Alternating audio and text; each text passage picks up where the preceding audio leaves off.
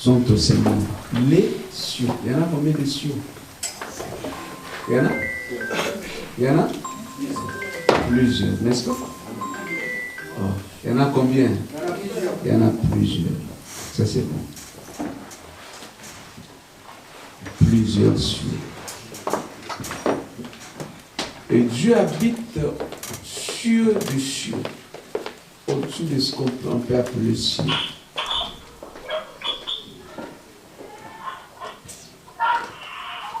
Si vous prenez l'exemple, la terre jusqu'au soleil, si vous quittez la terre pour arriver au soleil, c'est combien de kilomètres? Entre terre et ciel et soleil, entre terre et soleil, il y a combien de kilomètres? Vous êtes pas là? Entre terre et ciel, entre terre et soleil, il y a au moins 150 millions de kilomètres. Vous êtes là? Entre terre et soleil, il y a au moins 150 millions de kilomètres. Prenons, voyageons au bord d'Airbus. Quitter le ciel jusqu'au soleil. Ça va nous prendre combien d'années?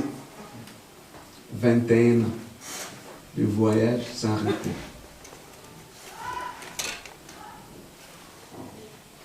Suivez-moi très bien. Hein? Entre ciel et soleil, c'est 150 millions de kilomètres. Donc pour quitter la Terre jusqu'au soleil à bord d'un Airbus ou d'un avion, or l'avion vole au moins 800 km par heure. Vous êtes là? Donc 800 km par heure. Et si vous quittez Terre jusqu'au soleil, ça va vous prendre avec un avion 21 ans de voyage. Sans repos. Est-ce que tu peux faire un voyage de 21 ans? Maintenant, Dieu est au-dessus du soleil. Si ici, jusqu'au soleil, on peut faire 21 ans, mais c'est Dieu est au-dessus du soleil. Je vais encore donner un exemple. Vous êtes là? Si vous quittez la terre pour arriver aux étoiles que nous voyons par exemple, étoiles c'est dans des 4,5 milliards de kilomètres. Donc pour quitter la terre jusqu'à l'étoile à bord d'un Airbus, ça va te prendre au moins 53 milliards d'années. Malgré que tu arrives aux étoiles, tu n'es pas encore arrivé chez Dieu. Vous êtes là? Donc, si nous prions un Dieu, il faut comprendre la grandeur de ce Dieu. Combien ce Dieu est puissant, combien ce Dieu est grand. Donc, aucun objet créé par l'homme ne peut atteindre là où Dieu habite. Vous êtes là? Rien que l'homme a créé sur cette terre, même la fusée, ne peut arriver là où Dieu habite. S'il n'y a rien d'humain qui peut arriver là où Dieu habite, nous devons comprendre que Dieu est plus grand. Donc, quand nous célébrons ce Dieu puissant, grand, nous devons être conscients de sa grandeur. Vous êtes là? Amen. La lune n'est pas loin. La lune, c'est au moins à 385 000 ou millions de kilomètres. Donc, si vous voyagez à bord d'un bus, ça va vous prendre 20 jours de voyage sans se reposer. Donc, Dieu est plus long et plus grand. L'Église ou le peuple de Dieu, nous devons comprendre, c'est Dieu que nous célébrons, que nous venons adorer, que nous servons, n'est pas semblable à un homme. N'est pas comparable à ton ami, n'est pas comparable à ton père, ni à ta mère, ni à ton grand-père, mais il est plus grand que tout ce qui existe. Donc il nous faut de la révérence, du respect de tremblement quand nous approchons de Dieu. Vous êtes là? Bon, amen. Lisons le texte que nous allons parler cet après-midi. Nous allons lire plus peut-être. Malachie 3, 13 à 18.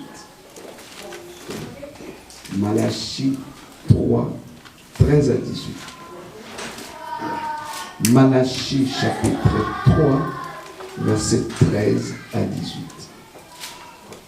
Nous allons parler sur la différence. Malachie 3, vous êtes là? Amen. 13 à 18. Vos paroles sont dures contre moi, dit l'Éternel, et vous dites, qu'avons-nous dit contre toi? Non, ça va me prendre du temps. On va revenir ici. J'ai lu quelques textes seulement. Le verset 18. Et vous verrez, 17. Ils seront à moi, dit l'Éternel, le maître de l'univers. Ils m'appartiendront le jour que je prépare. J'aurai compassion d'eux comme un homme a compassion de son fils qui le sert. Et vous verrez de nouveau la différence entre le juste et le méchant, entre celui qui sert Dieu et celui qui ne le sert pas. En effet, voici, venir ce jour brûlant comme un fou. Tous les hommes arrogants et tous ceux qui font le mal seront comme la paille. Le jour qui vient les embrassera, dit l'Éternel, le maître de l'univers. Il ne leur laissera ni racine ni rameau. Verset 20. Mais pour vous qui craignez mon nom, le soleil de justice se lèvera. Et la guérison sera dans ses rayons. Vous sortirez en bondissant comme les veaux d'une étable.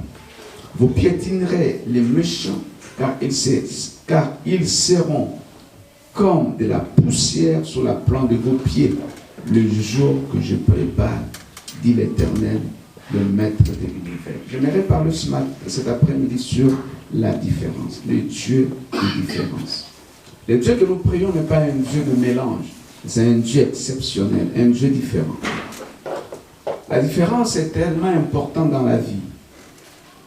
Le monde où les hommes cherchent ce qui est différent des autres. Les hommes apprécient, les hommes donnent de la valeur à ce qui est différent.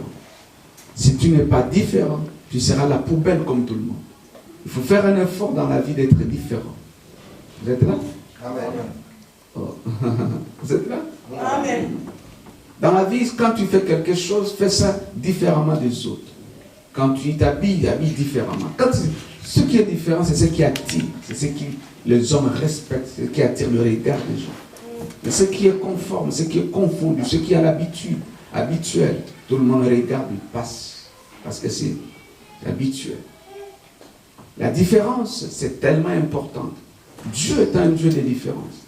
En Israël, vous allez voir, lorsque le peuple d'Israël était en Égypte, il y avait toujours une différence entre le peuple de Dieu et les Égyptiens. Dieu est un Dieu qui sait créer la différence. Ma prière, que Dieu crée la différence dans ta vie. Mon Dieu, je disais à quelqu'un que Dieu crée la différence. En Égypte, il y avait toujours une différence. Là où il y a la nuit, là où il y a les ténèbres, il y avait aussi la lumière pour les enfants d'Israël. Là où les enfants d'Israël habitaient, il y avait toujours une différence de tous les autres. Votre marche dans cette société doit être différente de tous les autres. Votre façon de parler, votre façon de faire les choses doit être différente. Vous savez pourquoi nous n'évoluons pas? Parce qu'on veut être à la mélange de tout le monde. On veut se conformer comme tout le monde. Non, quand on se conforme, il n'y a pas l'attirance, il n'y aura pas la différence. Mais Dieu que je vous prêche, c'est un Dieu de différence. Vous êtes là? Le livre de Malachie a 7 paroles que nous allons étudier petit à petit. 7 paroles qui composent ce livre de Malachie. 7 paroles. 7 choses. Malachie, c'est le dernier livre de l'Ancienne Alliance. C'est un dernier livre de l'Ancien. On peut dire aussi un dernier prophète. Avant qu'Israël passe 400 ans, 400 ans de temps noir, au temps de silence, où Dieu ne leur parlait plus. Malachie signifie messager. Malachie signifie messager. Celui-ci existe en rapport du message. Il n'y a pas un messager s'il n'y a pas de message. La force du messager, c'est le message qu'il porte. Vous êtes là? Malachie signifie messager. Cela veut dire s'il est messager, il doit avoir un message. Un message de son temps. Un message qui a porté la différence dans son temps. Vous savez, à chaque époque, à chaque saison, à chaque période, il y a toujours un message que Dieu apporte. Et chaque message doit toujours avoir un messager. Le messager peut passer, mais le message demeure. Vous êtes là? Moïse vient pour répondre à un besoin, pour un message. Moïse est venu à son temps avec un message.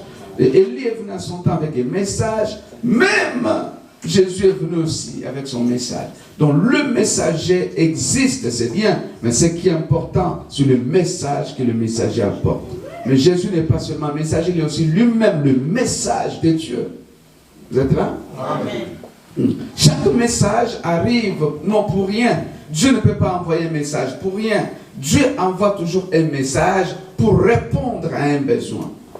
L'important du message, c'est quoi? Il y a toujours un besoin sur lequel le Seigneur doit répondre. Je crois que quand Dieu envoie un message, c'est pour un besoin dans ta maison, dans ta vie, que Dieu veut répondre. L'époque de Malachie était marquée par de confusion. Si nous lisons très bien le livre de Malachie, c'est une époque de confusion. Une époque où il y avait plusieurs divorces, même dans le temple, même parmi les prêtres. Une époque où il y avait des divorces parmi les prêtres. Une époque où il y avait plusieurs non-respects du Seigneur. Le non-respect des choses sacrées était au milieu d'eux.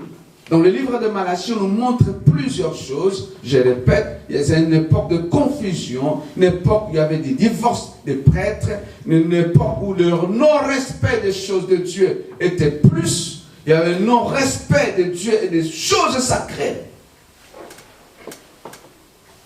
C'est une époque où le peuple ne retrouvait plus sa grandeur. Le peuple était par terre. Quel que soit leur courage, mais les choses n'avançaient pas. Dans l'époque de Malachie, le peuple ne voyait plus l'avenir. Tout était sombre pour eux. Maintenant, le prophète vient avec un message pour parler au peuple. Et ce message, dans son livre, vous allez voir, sa façon de parler est très différente de tous les autres prophètes. Sa façon de prophétiser, c'était une discussion entre l'homme et Dieu. Vous êtes là? Amen. Cette époque de Malachie est comparable à notre époque. Comparable à notre époque. Nous allons lire les 7 questions et les 7 réponses que le peuple a parlé avec Dieu. 7 réponses que le peuple. Le prophète invite le peuple à changer. Le prophète invite le peuple à considérer Dieu. Le prophète invite le peuple à marcher dans la justice. Mais à chaque moment, il y avait toujours une réponse, une opposition, un argument à donner contre tout ce que Dieu a dit. C'est ce qui marque le livre de Malachie. Malachie chapitre 1, verset 2. Je donne les versets que nous allons lire. Malachie 1, 2. Malachie 1, 6. Vous êtes là? Malachie 1, 7. Malachie 2, 17. Malachie 3, 7. Malachie 3, 8 à 12. Malachie 13. Malachie 3, 13 à 18. Je peux revenir? C'est déjà? Malachie 1, 2. Malachie 1, 2. Malachie 1, 6. Malachie 1, 7. Malachie 2, 17. Malachie 3, 7. Malachie 3, 7. Malachie 3, 7. Malachie 3, 8 à 12. Malachie 3, 13 à 18. Vous êtes là? C'est ça. Lisons ça. Quelqu'un a trouvé? Vous allez m'aider rapidement. Moi-même, peut-être, je ne vais pas assez de temps. Malachie 1, 2. Je vous ai aimé. Je vous ai aimé, dit l'Éternel. Dit l'Éternel. Et vous dites, écoute, Dieu dit au peuple, je vous aime, je vous ai aimé, moi votre Dieu. Le peuple répond à Dieu. Écoute la réponse de Dieu. À la place du peuple, que chacun de nous met son nom. Voilà comment moi je réponds à Dieu. Et vous dites, en quoi nous as-tu aimés? Dieu dit, je vous ai aimé. Mais les gens disent, en quoi tu nous as aimés? Ésaü n'est-il pas frère de Jacob? Dit l'Éternel. Cependant, j'ai aimé Jacob. J'ai aimé Jacob. Jusque-là. J'ai aimé Jacob. Termine. Et j'ai eu de la haine pour Ésaü. J'ai eu de la haine pour Ésaü. J'ai fait de ces montagnes une solitude. Merci beaucoup. Je vous ai aimé, dit l'Éternel, et vous dites, en quoi nous as-tu aimé? Merci. Ça arrive aussi dans ma maison. Il dit à la femme, je t'ai aimé. La femme dit, en quoi tu m'as aimé? Où sont les preuves que tu m'aimes?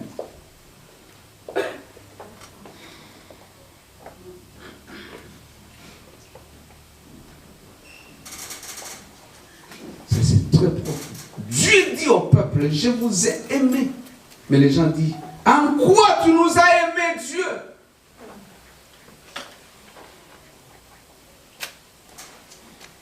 Les gens doutent de l'amour de Dieu parce qu'ils ne voient pas la prospérité dans leur vie. Les gens doutent de l'amour de Dieu parce qu'ils sont malades. D'autres doutent de l'amour de Dieu parce que les choses n'évoluent pas. Parce que je n'ai pas de papier. Est-ce que Dieu m'aime? Les gens sont à la recherche de preuves d'amour de Dieu. Mais laisse-moi te dire, la croix est une preuve tangible de l'amour de Dieu. La croix, c'est la preuve tangible que Dieu t'aime. Les hommes rejettent l'amour de Dieu. Nous vivons dans un monde où les hommes rejettent l'amour de Dieu. Les hommes sont inconscients de l'amour de Dieu. Les gens sont insensibles de l'amour de Dieu à cause des difficultés, à cause des souffrances. À des fois, les problèmes nous aveuglent de l'amour de Dieu. Tellement tu es embourbé des problèmes, tu deviens aveugle de l'amour de Dieu. Laisse-moi dire à quelqu'un que les problèmes ne t'aveuglent pas sur l'amour de Dieu. Dieu t'aime. Quels que soient tes problèmes, quelles que soient les épreuves, l'amour de Dieu ne varie jamais. Pourquoi les hommes sont inconscients? Il faut s'accuser les uns aux autres. Parce qu'ils trouvent, ils vivent dans des moments difficiles. Ils sont aveuglés de bienfaits de Dieu. Que les problèmes nous aveuglent pas de bienfaits de Dieu. Ne deviens pas inconscient à cause des difficultés de l'amour de Dieu. Dieu t'a aimé lorsque tu étais informe et vie. Dieu t'a aimé lorsque tu étais encore néant. Dieu t'a aimé lorsque tu étais encore dans le ventre de ta mère. Amen. Dieu t'a aimé lorsque tu pataugeais dans le péché. Dieu t'a aimé. Amen. Amen. Tu étais sans forme. Tu étais sans argent. Mais Dieu t'a aimé. Amen. Dieu t'a aimé. À des fois, lorsque tu ne pensais pas que quelqu'un peut m'aimer.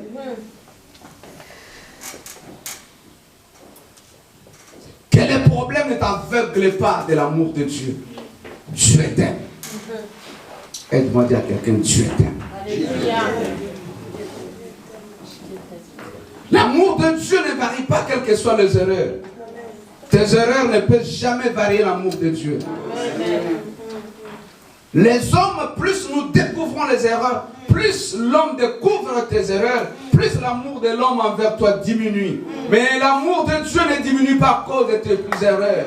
Il a connu tes erreurs avant que tu viennes sur la terre. Il a connu tes erreurs dans le passé. Il connaît tes erreurs du présent. Il connaît tes erreurs du futur. Mais malgré la connaissance de tes erreurs, il t'aime. Pour dire, Dieu n'est pas comme l'homme. L'homme aime par intérêt. L'homme aime parce qu'il a besoin. L'homme aime à des fois parce qu'il ne te connaît pas mieux. Mais le jour où il va te connaître plus à la profondeur, cet amour va diminuer, va se refroidir. Mais Dieu t'aime malgré tout ce que tu es en train d'endurer. C'est la vérité.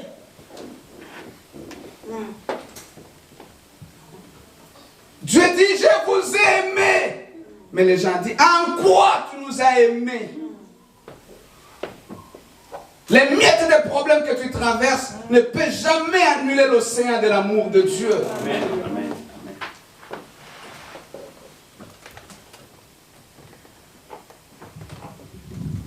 Vous êtes là? Amen. Le jour où les prophètes étaient en connaissance, les prophètes Osée, étaient en connaissance des erreurs de sa femme, l'amour a diminué. Mais Dieu n'a pas diminué son amour. L'homme charnel et l'homme spirituel réagissent différemment de la façon d'aimer Dieu.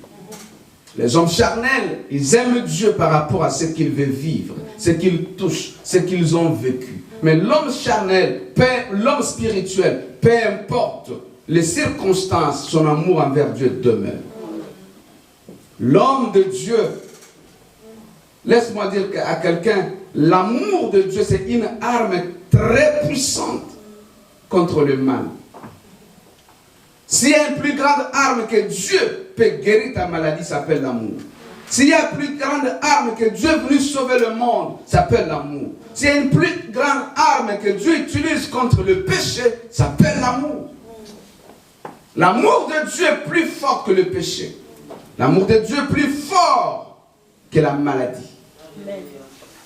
Aucun péché ne peut diluer l'amour de Dieu. L'amour de Dieu, c'est l'arche pour Noé. Pour Noé, lorsqu'il est dans l'arche, il va dire Dieu m'aime. Parce que dans l'arche, Noé n'a va rien faire, mais c'est l'eau qui va transporter Noé. L'amour de Dieu, c'est Jésus qui est la réponse à l'amour de Dieu. Laisse-moi dire à quelqu'un, Dieu a tant aimé le monde, il a envoyé son Fils. Ne dis jamais que Dieu ne m'aime pas. Dieu t'aime parce que Jésus est la preuve de son amour. Dieu a envoyé Jésus, il a retiré sa colère sur toi. C'est preuve que Dieu t'aime. Que les épreuves ne vous aveuglent pas de l'amour de Dieu. Vous êtes là? Amen. L'amour est un signe qui prouve que nous sommes en alliance avec Dieu. S'il n'y avait pas l'amour, on ne peut pas parler de l'alliance avec Dieu. L'amour, c'est l'amour, c'est un signe prouvant que Dieu est en alliance, que Dieu est avec nous.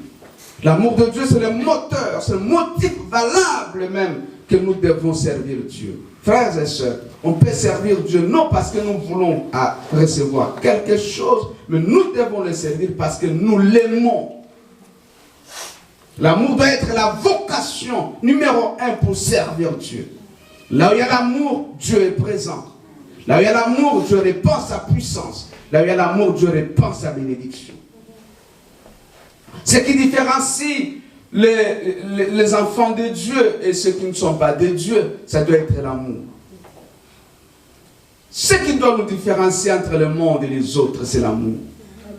Mais est-ce qu'on peut encore voir l'amour dans nos cœurs? Vous êtes là? Amen. L'amour est plus fort. L'amour doit être visible par les actes. L'amour doit être visible par ce que nous faisons. Nous pouvons dominer notre monde si nous avons l'amour. L'amour de Dieu est illimité. L'amour de Dieu n'a pas de fin. S'il y a quelque chose que Satan ne peut pas supporter, c'est l'amour. Si vous mettez l'amour, Satan fuit. Vous êtes là? Amen. Dieu dit, je vous ai aimé. Et le peuple dit, en quoi tu nous as aimés? Dieu t'a aimé parce qu'il a payé un prix fort contre tes péchés, qui est Jésus. Dieu t'a aimé parce que tu es loin, mais il t'a rapproché de sa maison. C'est preuve de son amour. Dieu t'a aimé, oui. Si tu existes, tu as envie sur le preuve de son amour. Quand tu marches sur le preuve de son amour, quand tu parles sur le preuve de son amour, Dieu t'aime. Amen. Pourquoi rejetons-nous l'amour de Dieu? La plupart viennent à l'église, mais ils ont rejeté l'amour de Dieu par leur façon de faire les choses, par leur façon de parler, par leur façon de marcher, par leur façon de se comporter. Vous rejetez l'amour de Dieu, vous réprimez l'amour de Dieu. En quoi tu nous as aimés?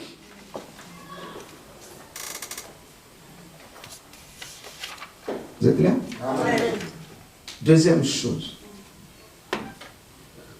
Je serai bref peut-être. Deuxième chose.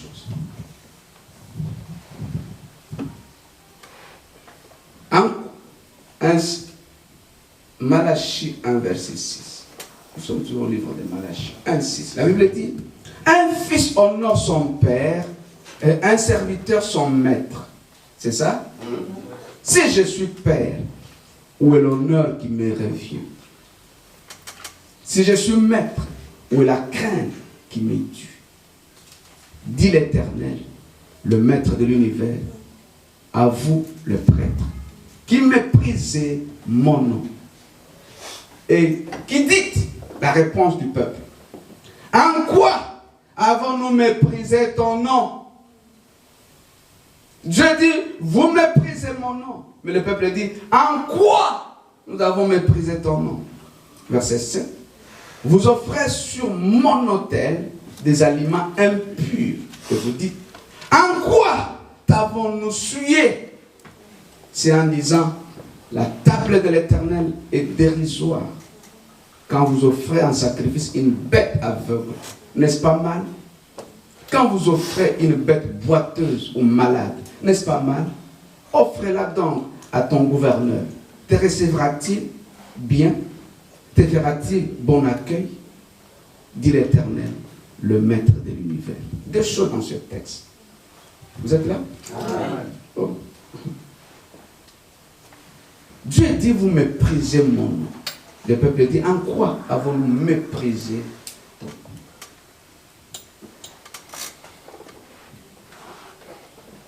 Notre façon de marcher peut mépriser le nom de Dieu. Nos comportements peuvent mépriser le nom de Dieu. Nos agissements peuvent mépriser le nom de Dieu. Est-ce que dans notre environnement, on peut mépriser le nom de Dieu par notre comportement? Toi qui viens à l'église, toi qui portes le nom de Jésus, toi qui pries Jésus, Jésus, mais ta façon de vivre, de te comporter, peut mépriser le nom de Dieu. C'est bien de dire Jésus, c'est bien avoir tous les titres possibles, mais est-ce que méprises-tu le nom de Dieu?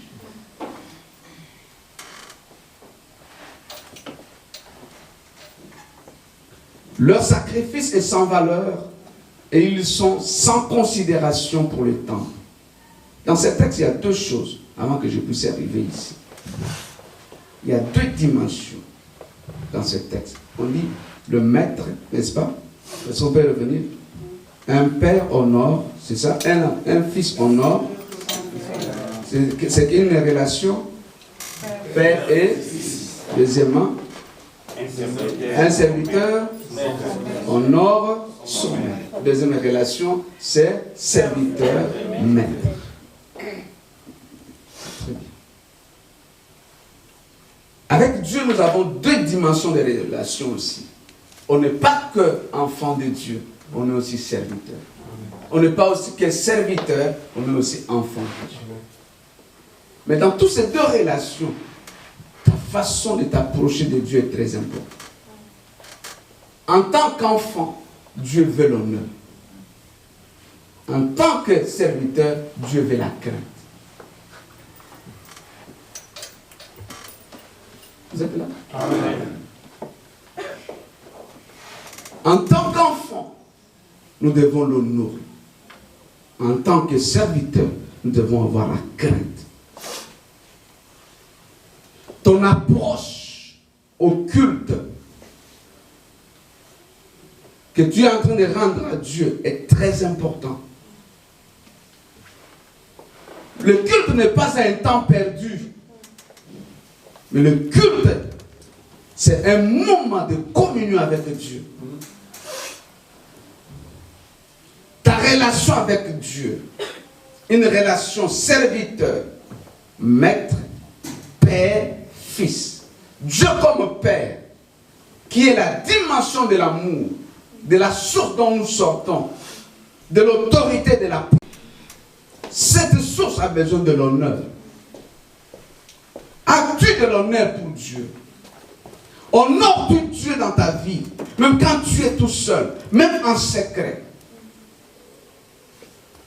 Il est père par la nouvelle naissance. Oui, il est ton père. Est-ce que l'honores-tu par tes paroles, par ta façon de vivre, par ton argent, par ton intelligence? Honores-tu Dieu? La dimension du maître, c'est la dimension où Dieu peut apporter la correction, la discipline. Si tu n'es pas soumis à lui, c'est une dimension de sacerdoce, de service. Mais Dieu dit, vous méprisez mon nom. Frères et sœurs, le nom de Dieu doit être élevé, doit être respecté par nous. Est-ce que nous honorons le nom de Dieu dans nos assemblées, dans notre environnement, dans nos maisons? Pourquoi le nom de Dieu n'est pas honoré par ceux qui nous entourent? Parce que nous-mêmes, nous n'honorons pas ce nom de Dieu. Par notre façon de faire les choses. Nous méprisons la parole de Dieu. Nous méprisons l'œuvre de Dieu. Et nous voulons que Dieu nous bénisse. Nous ne considérons pas. Et nous ne voyons pas les intérêts de Dieu. Nous mettons nos intérêts en premier. Et Dieu dit, c'est par les offrandes, vous offrez ce qui n'est pas bon. Et il donne un exemple. Si tu amènes quelque chose de sans valeur chez le bourgmestre qui est ici, on peut dire, maire de Lyon, et ça va t'accepter, va te donner de la valeur. Dieu parle de la qualité de ce que nous apportons à lui. Dieu n'est pas une poubelle. Dieu mérite la qualité et Dieu mérite mieux que nos propres habits. Nous sommes prêts à nous habiller cher, mais pour Dieu, c'est des futilités. Honorons-nous Dieu ou pas? Est-ce que vous êtes là avec nous? Amen.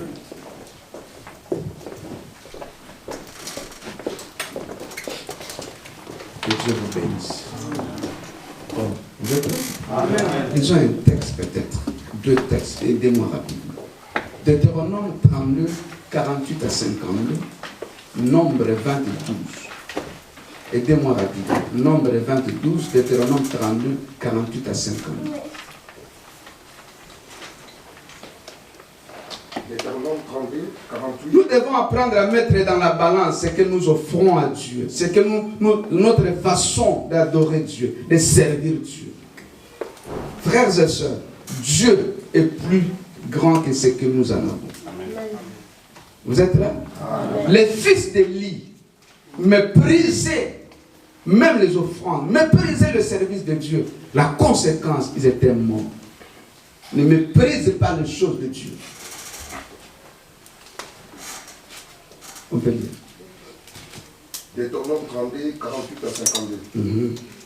Ce même jour, l'Éternel parla à Moïse et dit, monte sur cette montagne à Barim, sur le mont Nebo, au pays des Moab, vis-à-vis de Jéricho.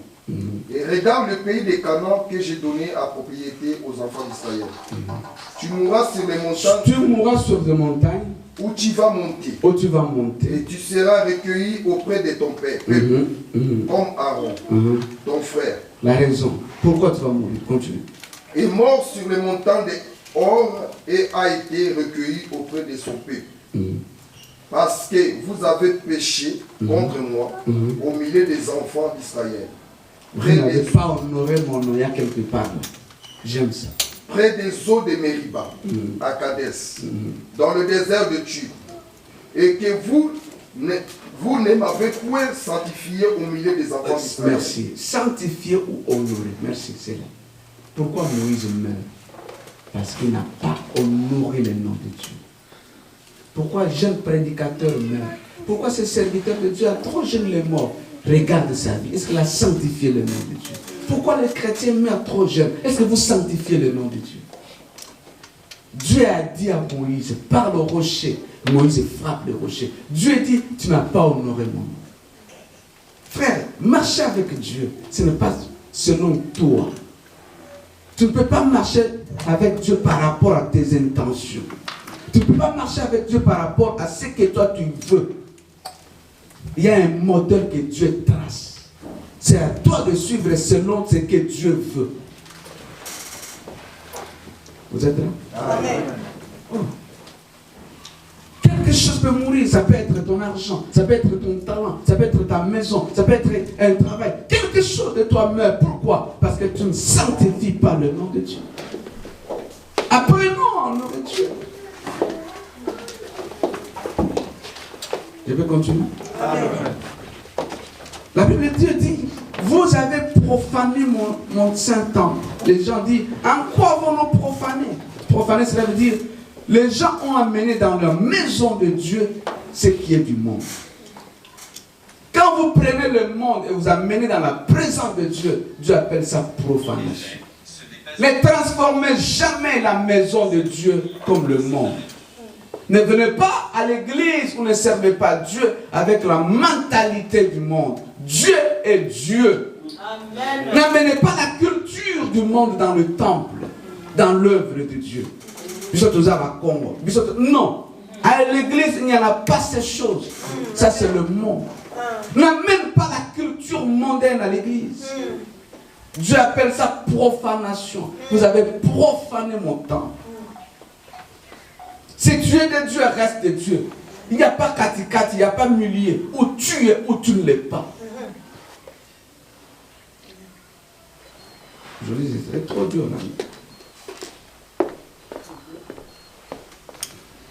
Vous êtes là? Le non-respect de la loi de Dieu, le rejet de la connaissance de Dieu, pour Dieu, vous amenez la profanation. Pourquoi les gens amènent le monde à l'église? Parce que les gens ne veulent pas connaître Dieu. Le manque de connaissance de Dieu vous amène à amener ce qui est du monde à la présence de Dieu. Je vais vous donner un exemple simple. L'enfant prodigue, vous connaissez l'histoire, n'est-ce pas? Amen. Vous connaissez l'histoire, n'est-ce pas? Amen. Il était à la maison de son père. Est-ce qu'il était serviteur chez son père? Non. Il était qui? Fils de... Lorsqu'il a pris tout, il est parti. Il a tout gaspillé à la prostitution. La Bible dit quoi? Il cherchait même à manger. Il est allé même chercher du boulot là où on peut nourrir des cochons.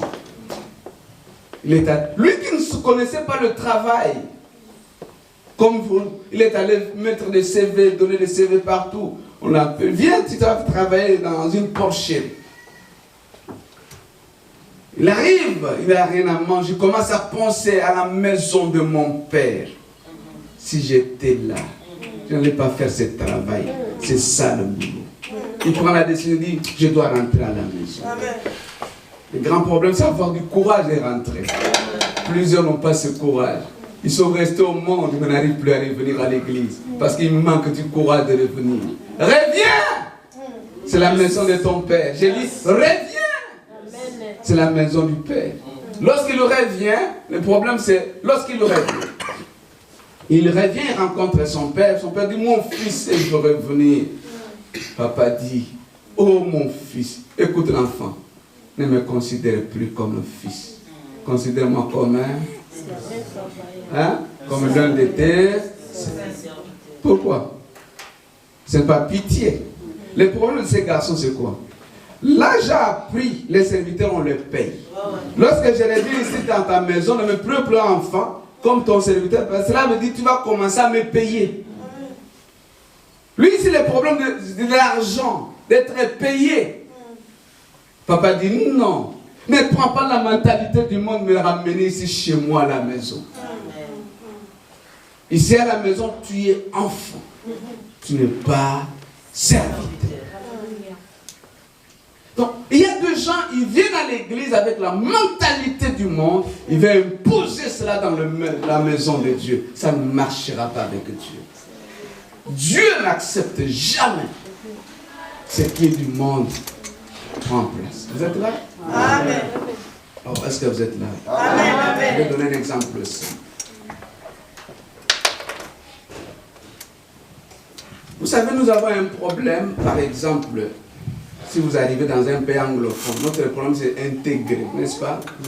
L'intégration. On fait un cours d'intégration, n'est-ce pas? Pourquoi? On te demande le cours de français, on te donne la culture du pays. Parce qu'on a besoin que tu t'intègres. Suivez-moi très bien. Lorsqu'on intègre dans une culture, cela veut dire qu'on doit perdre la première culture. Ah oui. Ah oui. N'est-ce pas ça? Lorsque je m'intègre dans la culture française, je suis obligé de tuer ma propre culture. Parce que je dois obtenir une nouvelle culture. Quand nous venons à l'église, il y a aussi la culture du royaume de Dieu. Cela veut dire, devenir chrétien, tu entres dans un nouveau royaume, a aussi des cultures différentes. Et donc, quand tu entres dans la culture du royaume, les cultures du monde auquel tu viens doivent disparaître. Mais malheureusement, à l'église, les gens gardent la même culture du monde, malgré 10 ans, 20 ans à l'église. Voilà pourquoi les gens ne sont pas bénis. Les mêmes réclamations du monde, tu amènes ça à l'église. Les mêmes combats du monde, tu as toujours ça. La même vie du péché, la même vie d'autrefois, c'est la même vie que tu mènes dans le royaume de Dieu. Pour Dieu, tu es dans ce pays, mais tu ne m'appartiens pas. Parce que tu n'as pas ma culture. Je suivais le ministre de l'Intérieur dit, cette fois-ci, pour aller renouveler le papier, tu dois passer un test de français. C'est devenu obligatoire. Écrit et parlé. Sinon, on te ravit le papier. Ah, mais oui, c'est devenu comme ça, c'est une loi. N'est-ce pas ça? Ah oui, c'est une nouvelle loi. Donc si tu ne t'exprimes pas, même si tu as 10 ans, voilà. Pourquoi? Pour eux, tu dois prendre leur culture.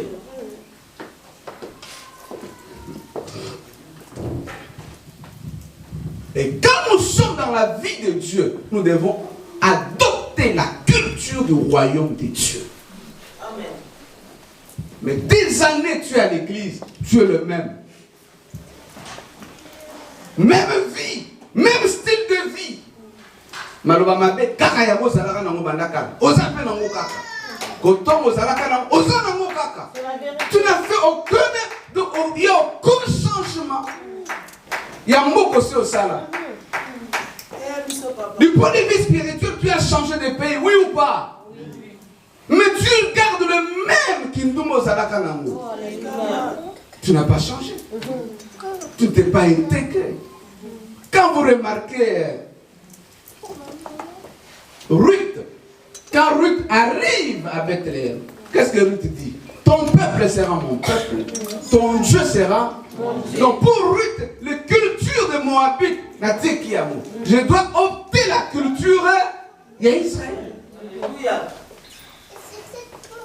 2 années à l'église, que fais-tu? Aux Awa.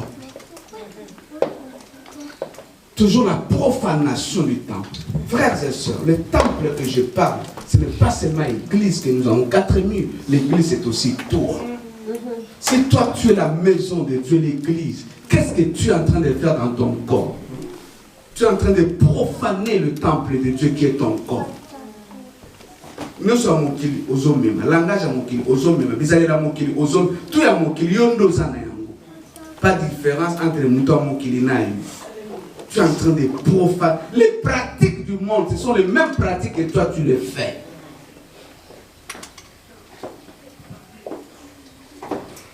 Dieu dit, en quoi? Dieu dit, vous êtes en train de profaner ma maison. Et les gens disent, en quoi avons-nous profané ta maison? Dieu dit, vous ne m'honorez pas. En quoi t'avons-nous pas honoré? C'est ça la réponse des gens. Laisse-moi dire, Dieu honore ce qu'il honore. Amen. J'insiste. Dieu honore ce qu'il honore. L'honneur attire l'honneur. Si tu n'honores pas, Dieu ne t'honorera pas. Amen. Si vous honorez Dieu, Dieu va vous honorer. J'insiste. Dieu honore ce qu'il honore. L'honneur attire l'honneur. Si vous n'honorez pas, rien ne change. Chapitre 2, nous allons lire verset 17. Quatrième point. J'essaie de chapitre 2, verset 17. Chapitre 2, verset 17. La Bible dit ceci. Vous fatiguez l'Éternel par vos paroles et vous dites, en quoi avons-nous fatigué? En quoi c'est en disant, l'Éternel voit d'un œil, d'un bon œil, celui qui fait le mal. C'est en lui qu'il prend plaisir. Ou encore, où est le Dieu de la justice?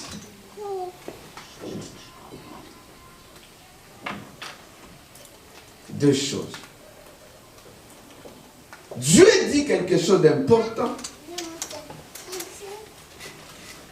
Vous me fatiguez. Les gens disent à Dieu, en quoi avons-nous fatigué Dieu?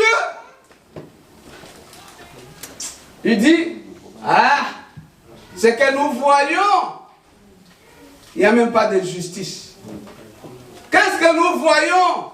Les méchants font du mal et Dieu les regarde et rien ne change. Où est le Dieu de la justice? Vous êtes là? Amen. Laisse-moi dire à quelqu'un. Le Dieu de la justice reste Dieu de la justice de génération en génération. Amen. La justice de Dieu ne dépend pas des hommes, mais la justice de Dieu dépend de lui-même. Lorsque Sodome et Gomorrhe étaient dans le mal, la justice de Dieu était descendue. Lorsque le monde de l'époque de Noé était dans le mal, la justice de Dieu était descendue. Lorsque Ninive était dans la violence, la justice de Dieu était descendue. Oui, Dieu est patient à des fois, mais Dieu n'a pas fermé les yeux. La patience de Dieu n'est pas l'absence de sa justice. Ne blâmez pas, ne jouez pas à la justice, à la patience de Dieu. Dieu est patient pour toi. Il veut que tu te rapproches de plus en plus. Mais cette patience n'est pas une faiblesse. Amen. Je peux continuer? Amen. Dieu est patient. Celui qui pratique le mal. Oui, la patience de Dieu n'est pas l'absence de son jugement. Dis au prophète de Baal, même s'ils avaient pris la domination du pays pendant 3 ans et 6 mois, mais un jour, la justice de Dieu était venue. Pour eux, pendant 2 ans, ils voyaient que Dieu n'existait pas, mais Dieu était là. Demandez à Akab et à Jézabel la preuve de la justice de Dieu. Laisse-moi dire à quelqu'un, le mal ne régnera pas toujours. Amen. Je dis encore, le mal ne régnera pas toujours. Amen. La méchanceté ne régnera pas toujours. Amen. Les ténèbres ne régnera pas toujours. Dieu mettra toujours fin. La justice de Dieu descendra un jour. Amen. Je dis à quelqu'un, Dieu vous fera justice. Amen. Même si l'injustice bat son plein, tôt ou tard, la justice de Dieu descendra. Amen. J'aime cette histoire de la veuve de... C'est Luc chapitre 18. Vous avez déjà lu ça, n'est-ce pas? Luc 18. Hein? Jésus donne une parabole à Luc 18. Il dit ceci. Il y avait une veuve. Hein? Luc 18. Il y avait une veuve. Cette veuve venait toujours devant sa partie adverse. Il a mené le dossier chez le procureur.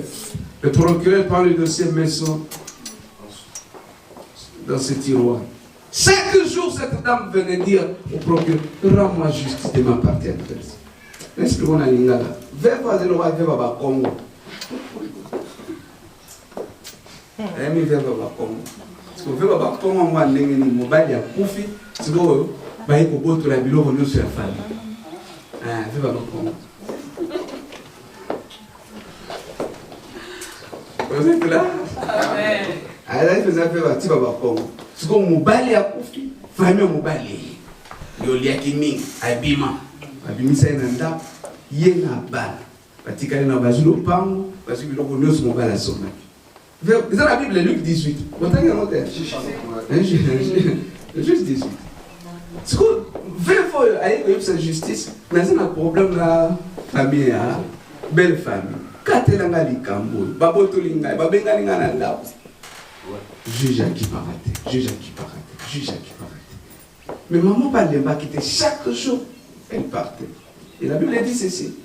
Jésus dit, Dieu ne fera-t-il pas justice à ses élus qui crient à lui jour et nuit? Oui, mais la justice descendra. Vous êtes là? Amen. Et là, le juge dit, parce que cette veuve vient chaque jour me demander la justice, m'importune, je dois rendre justice. Laisse-moi dire à quelqu'un, Dieu est juste. Amen. Il vous rendra juste. Amen. Ce que vous faites dans la justice, il va vous le payer. Je dis à quelqu'un, Dieu vous rendra juste. La Bible dit comme on est injuste, mais il va vous rendre justice. Il vous rendra justice. Il faut demander à Daniel. A fourni Daniel injustement. Mais le Dieu de la justice s'est levé. Même dans le feu, Dieu l'a suivi. Pourquoi? Parce que Dieu va le rendre justice. Je dis à quelqu'un, Dieu te rendra justice. J'insiste, Dieu rendra quelqu'un justice. Tu peux expliquer à tout le monde, il n'y aura aucune rien. Mais seulement lui qui peut rendre justice. Quand il rend justice, il convainc le cœur des gens que ce n'était pas lui, il était innocent. Dans la vie, il ne faut jamais comprendre ça, c'est lui qui est innocent. Les hommes les plus dangereux, c'est les innocents. Si tu les combats, ils ont toujours un juge aussi. Les juges de ce monde sont corrompus. Les juges de ce monde cherchent de l'argent. Les juges de ce monde sont pesés à Kanyaka. Mais il y a un juge au ciel. J'ai dit à quelqu'un, nous avons un juge. Il est le super juge. Quand il juge, il ne tient pas compte des pétés. Il ne tient pas compte des apparences. Il ne tient pas compte du statut de la personne. Il ne tient pas compte des titres de qui que ce soit. Quand il juge, attends, moi, si tu es dans mon bal, tu es dans mon coupé. Quand il juge, il juge. Et sa justice est vraie. Personne ne peut enlever sa justice. Laisse-moi dire à quelqu'un, lui ne peut pas te rendre justice. L'État peut rendre la justice. D'ailleurs, la justice des hommes a des erreurs.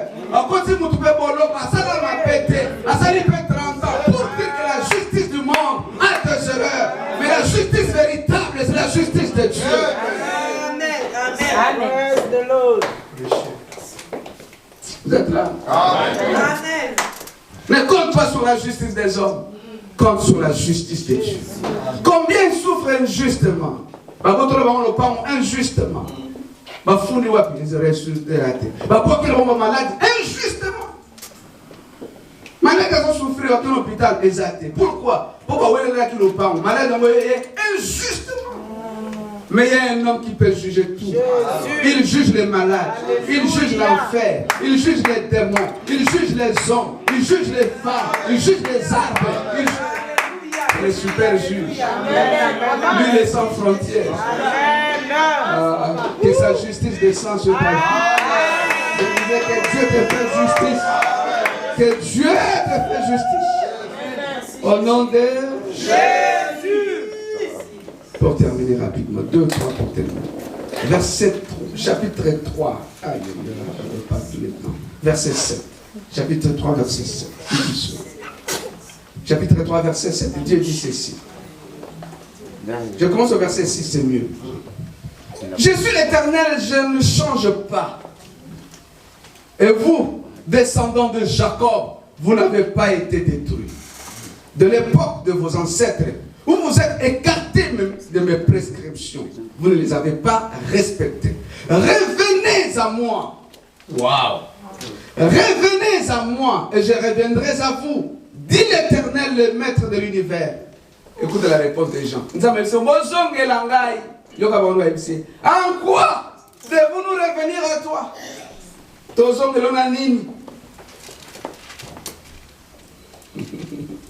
Vous êtes là? Amen. Vous avez lu ça? Oui. Revenez à moi et je reviendrai à vous, dit l'Éternel, le maître de l'univers. Et vous dites, en quoi devons-nous revenir? Verset 8. Un homme peut-il tromper Dieu? Et en effet, vous me trompez, vous dites, en quoi t'avons-nous trompé? Ça, c'est l'homme. Ils ont toujours un argument à donner. Toujours des excuses à donner. Pourquoi tu n'as pas fait ceci? Maman, mon aki. Tout ce qu'on est sous ces bancs à côté, basant à argument. Même s'il est dans l'erreur, il y a toujours un argument. L'homme d'aujourd'hui, la mentalité que nous en avons. Même s'il est dans l'erreur, il a toujours astuce à donner. Rare l'accepter facilement. Qui a fait ça? C'est pas moi, mais c'est qui a fait ça. Ils ont toujours dit pas moi.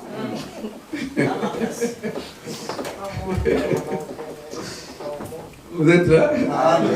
C'est ça l'homme.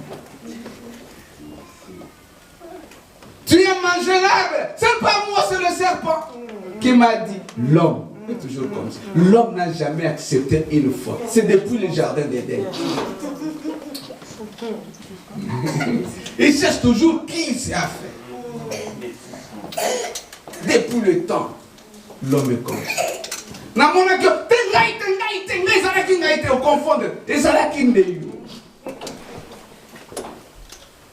L'homme. Dieu dit, revenez à moi. En quoi devons-nous revenir en toi? Pour eux, il veut dire tout simplement ceci. Dieu, toi tu nous vois pas chaque dimanche à l'église? On est là à l'église. Nous venons à l'église, nous venons au culte. Mais comment tu peux dire encore revenez à moi? Je vais leur dire, l'apparence, oui je vois, mais vos cœurs. Ce qui est important, c'est de ne pas venir présent. Ce qui est important, c'est que ton cœur soit à Dieu. Dieu n'a pas besoin de ton physique, mais Dieu a besoin de ton cœur. Avance, papa. Revenez à moi. En quoi devons-nous revenir? Tu ne nous vois pas servir. Tu ne m'as pas vu faire la modération. Tu ne m'as pas vu prier à l'intercession. Tu ne m'as pas vu donner l'offrande. Tu ne m'as pas vu donner ma dîme. En quoi tu me dis de revenir? Dieu, en quoi tu me dis de revenir? Lorsqu'on a appelé les gens, tu ne m'as pas vu. Demande au pasteur. Chaque dimanche, j'étais là. Dieu dit oui. Mais ce que je veux, c'est ton cœur. Revenez à moi. À des fois, on peut venir à l'église, mais on est loin de Dieu. Ah oui. Ah oui. On peut être présent à l'église, mais nos cœurs sont loin de Dieu. Par rapport à ce que nous faisons, par rapport à ce que notre marche. Venir à l'église ne suffit pas. Vous croyez que tout le monde est à l'église va aller au ciel? À des fois, non. Mais présent physiquement, je suis là. Mais mon cœur n'est pas là. Ce que Dieu a besoin de toi, c'est ton cœur. Donne tout ton cœur à Dieu.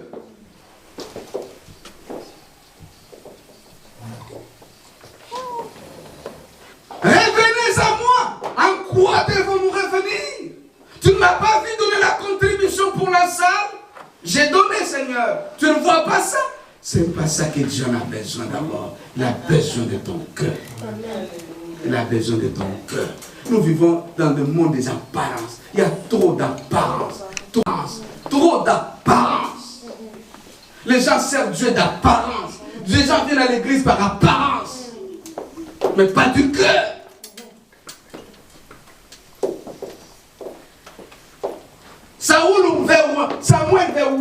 Samuel veut oindre l'un des fils d'Isaïe. Dieu dit ce n'est pas lui. Dieu dit, Samuel regarde l'apparence, dit c'est un grand. Je lui dis, moi je ne regarde pas l'apparence, c'est l'intérieur. On peut se tromper des apparences, mais Dieu ne se trompe pas d'apparence. Dieu regarde ton cœur. Dieu regarde le cœur. Dieu regarde le cœur. Donne ton cœur à Dieu. Reviens à Dieu de tout ton cœur. Abandonne tout ton cœur à Dieu. Faute de temps, je me dis le temps.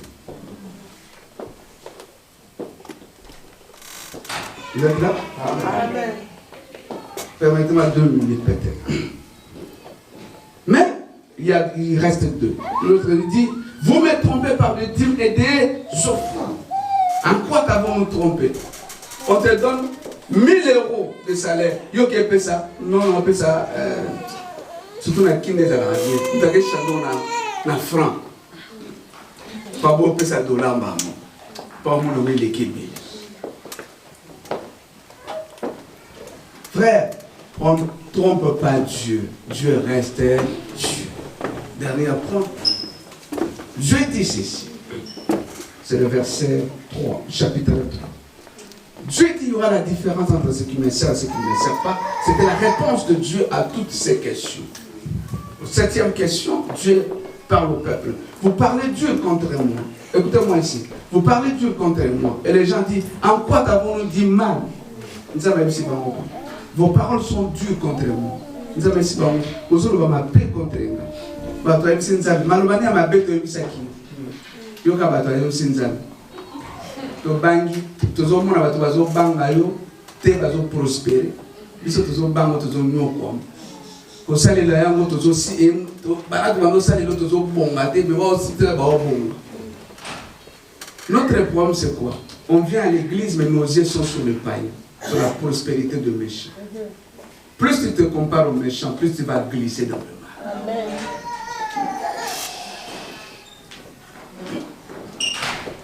Vous êtes là? Amen. Dieu dit, vous dites mal contre moi. Il dit, en quoi? Les méchants prospèrent et tu ne fais rien. Sautant verset chapitre 3, allez lire ça à la maison. Verset 13, tu m'as dit. Parce qu'il nous balait l'église.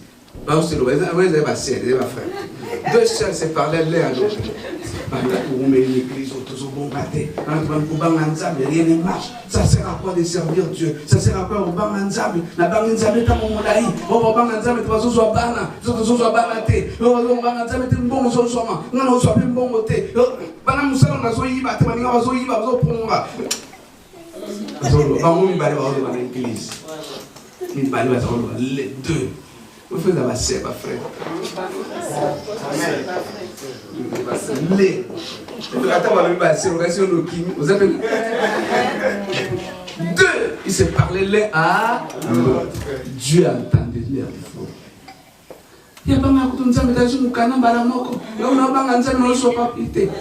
Ils se parlaient l'un à l'autre. Dieu dit vous parlez mal contre lui. Il y a un problème.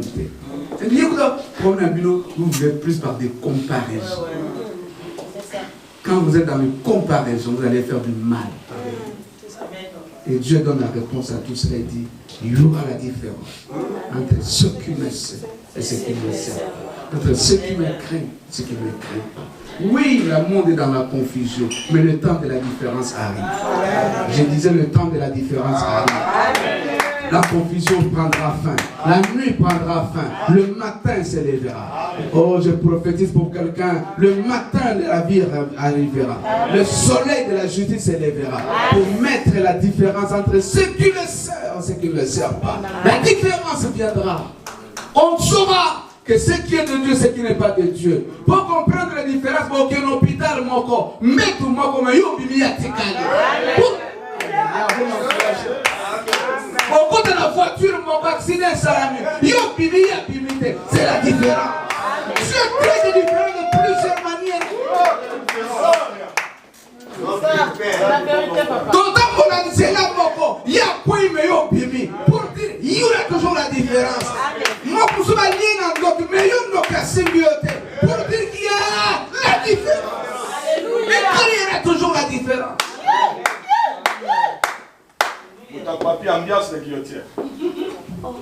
Dieu criera toujours la différence.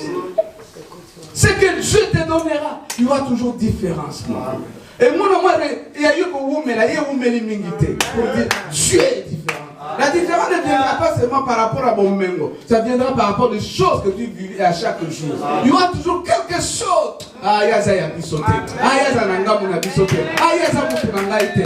Au comme il y a il y aura toujours une différence. Amen. Fermons les yeux. Donne ton cœur à Dieu.